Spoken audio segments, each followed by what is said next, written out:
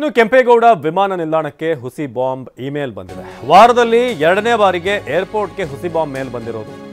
Kempegowda international ಏರ್ಪೋರ್ಟ್ಗೆ ಮತ್ತೆ ಹುಸಿ bomb ಕರೆ ಮೇಲ್ ಮೂಲಕ.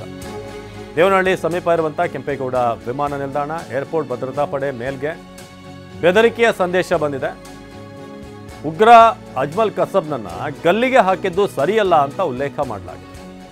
ಜೂನ್ 13-16ರಂದು 2 ಬಾಂಬ್ ಬೆದರಿಕೆ ಬಂದಿರೋದು ಇಮೇಲ್ ಮೂಲಕ.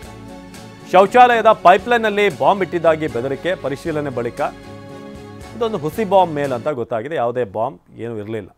ಪ್ರಕರಣ ದಾಖಲಿಸಿಕೊಂಡು ತನಿಖೆಯನ್ನು ಆರಂಭಿಸಿದ್ದಾರೆ ಅಧಿಕಾರಿಗಳು. ಯಾರು ಕಳಿಸಿದ್ದು ಏನು ಅಂತ. ಇದಕ್ಕೆ ಕಾರಣ ಅಜ್ಮಲ್ ಕಸಬ್ನನ್ನು ಗಲ್ಲಿಗೇರಿಸಿದ್ದು ಸರಿಯಲ್ಲ ಅನ್ನೋದನ್ನು ಅಲ್ಲಿ ತಿಳಿಸಲಾಗಿದೆ, ಉಲ್ಲೇಖ ಮಾಡಲಾಗಿದೆ ಮೇಲ್ನಲ್ಲಿ. ಜೂನ್ 13ನೇ ತಾರೀಕು ಹಾಗೆ 16 2 ಮೇಲ್ ಮೂಲಕ ಥ್ರೆಟ್ ಬಂದಿದೆ. ಶೌಚಾಲಯದ ಪೈಪ್ಲೈನ್ನಲ್ಲಿ ಬಾಂಬ್ ಇಟ್ಟಿರೋದಾಗಿ ಆ ಒಂದು ಮೇಲ್ನಲ್ಲಿ ತಿಳಿಸಿರೋದು. ಪರಿಶೀಲನೆ ನಂತರ ಯಾವುದೇ ಬಾಂಬ್ ಏನೂ ಇಲ್ಲ ಅನ್ನೋದು ಗೊತ್ತಾಗಿದೆ. ಸೊ ಇದು ವಾರದಲ್ಲೇ 2ನೇ ಥ್ರೆಟ್ ಮೇಲ್ ಬಂದಿರೋದು. ಜೂನ್ 13, ಜೂನ್ 16ನೇ ತಾರೀಕು 2 ಬಾರಿ ಈ ಥರದ ಮೇಲ್ ಬಂದಿದೆ.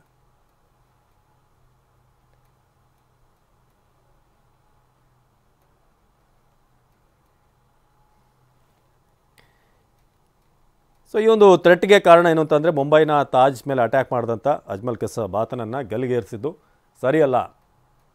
ಸೊ ಅದಕ್ಕೋಸ್ಕರ ನಾವು ಅಟ್ಯಾಕ್ ಮಾಡ್ತಾ ಇದ್ದೀವಿ, ಪೈಪ್ಲೈನ್ನಲ್ಲಿ ಬಾಂಬ್ ಇಟ್ಟಿದ್ದೀವಿ ಅಂತ.